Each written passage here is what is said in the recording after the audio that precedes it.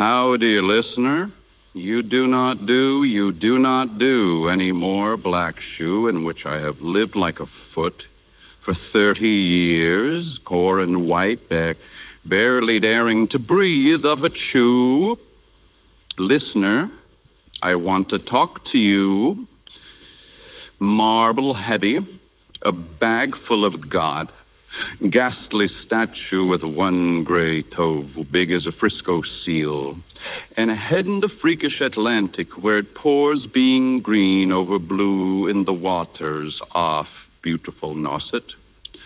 I want to talk to you, I want to talk to you about one thing in particular, and it's this. There is an elephant in the room that I feel no one has addressed yet, so I guess I'll start off this first episode by bringing up what I think is, the elephant in the room. Maybe I'm not the only one to have said this about our President Donald Trump, but I think it's worth mentioning. He is posting videos on White House socials, on his own accounts, etc., posting videos of strikes, aerial strikes, kinetic explosive strikes against people who are allegedly, according to the government, drug trafficking, using boats to get to the United States, hauling their illicit cargo. A couple things.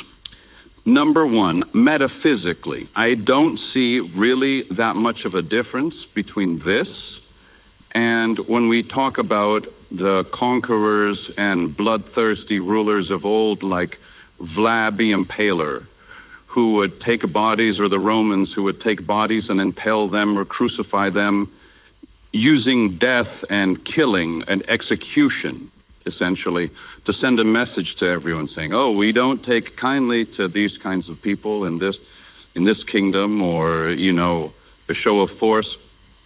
This is barbaric. This is savagery. It's Bronze Age. It's Bronze Age savagery. It's something that you expect to read about. Some Mesopotamian conflict, with some Assyrians doing something. I find it very troubling that we're posting basically live leak videos from the office of the White House. This is not good. And I think this glorification of death and domination and overwhelming violence, the conflation of it with masculinity, or rather the conceptual marriage of masculinity with domination with, sort of like a chemical chain, molecular chain, and masculinity with things like subjugation, oppression, overwhelming force, in which I get the whole thing of we're men, we need to be strong, etc., but this is it's basically snuff films that are being released. It's pretty, by the president. I think it's quite distasteful, to say the least. And also, the second big thing is this is a total violation of due process. We don't kill people because we think that they're smuggling. And if they are smuggling drugs, well, okay, but then it'll be an easy case. We catch them. We lock them up. We have a boat full of drugs. And now they're in prison, and then maybe we can interrogate them and find out, et cetera, and then put them in justice, extradite them or put them in a jail here. But we don't just blow people up on a hunch. We don't blow people up in waters and post it and say, look at this dead body, look at these dead bodies, look at the pink mist. Not only is it not presidential, it's inhuman, and I think it furthers my view that Donald Trump is some kind of antichrist figure, at least in terms of him as an archetype, as a leader, conflating holiness and piety with, hey, you want to see me kill some people? It's imperial Christians. It's Christians who want to be Romans, or Romans want to be Christian, confused.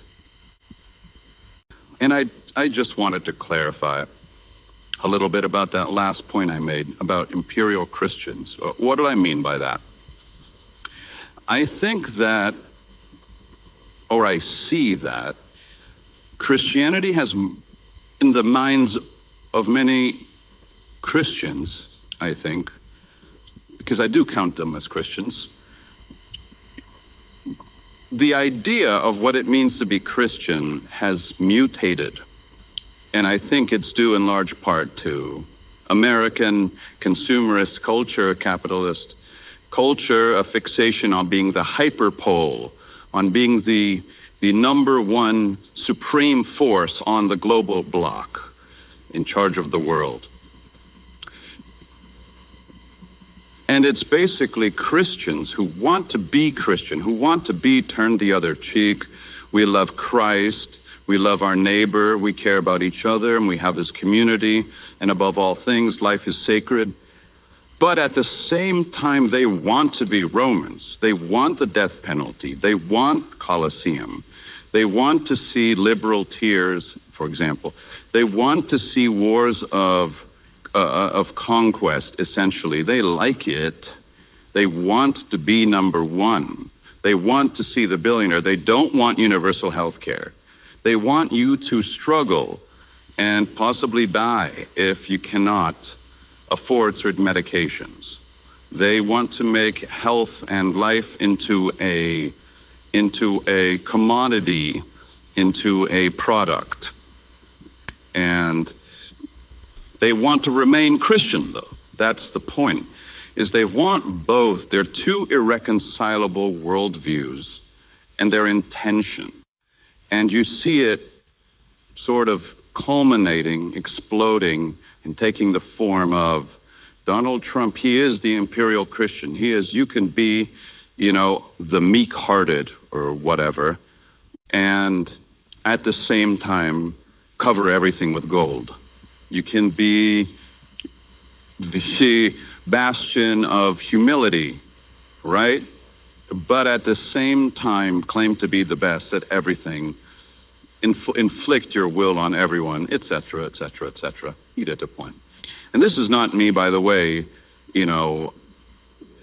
poo-pooing Christianity. In fact, I think Christianity and love are going to save the world in many ways. Even people like Slavoj Žižek, atheistic-minded people, are coming to see it. Even Richard Dawkins as well, throw him in there, is seeing the light about the need for anchoring secular values in at least anchoring secular values in Christian values. What does that mean? Well, that's for another episode. I gotta go, listener. Why? Oh, because there's no exit.